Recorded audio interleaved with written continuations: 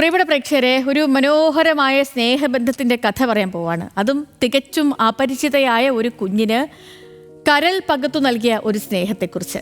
ഒരു കുഞ്ഞിന് ജീവിതം പകർന്നു നൽകിയ ശ്രീരഞ്ജിനി എന്ന സ്ത്രീയുടെ കഥയാണിത്. തിരുവനന്തപുരത്തെ വട്ടിയൂർക്കാവാണ് ശ്രീരഞ്ജിനിയുടെ സ്വദേശം. അപ്പോൾ ആ സ്നേഹവിശേഷം കാണാം. എൻ്റെ ലൈഫിൽ ഒരിക്കലും മറക്കാൻ പറ്റാത്തൊരു കാര്യം എന്ന് പറഞ്ഞാൽ ഈ ഒരു സംഭവമാണ്. ആ കുഞ്ഞിനെ കണ്ട ഒരു ദിവസവും പിന്നെ ഏറ്റവും വലിയ സന്തോഷം ലൈഫിൽ എന്തെന്ന് ചോദിച്ചു കഴിഞ്ഞാൽ ഞാൻ ഈ കുഞ്ഞിന് എൻ്റെ കരൾ കൊടുത്തതാണ് ഏറ്റവും വലിയ സന്തോഷവും. ഇന്നും എനിക്ക് അത് ഭയങ്കര സന്തോഷം തന്നെയാണ്.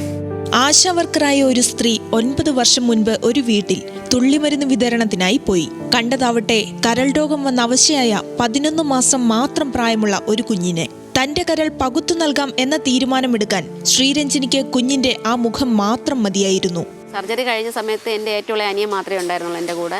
പിന്നെ അവൻ്റെ കൂട്ടുകാരൊക്കെ വന്ന് നോക്കിയിട്ട് കാണാൻ വരുമായിരുന്നു. സർജറി കഴിഞ്ഞ സമയത്തും എനിക്ക് ആ കുഞ്ഞ് ജീവൻ രക്ഷപ്പെട്ടോ എന്നുള്ള ഒരു ഇത് മാത്രമേ ഉണ്ടായിരുന്നുള്ളൂ. പക്ഷേ ശ്രീരഞ്ജിനിയുടെ ഈ തീരുമാനത്തിനൊപ്പം കുടുംബം ഉണ്ടായിരുന്നില്ല.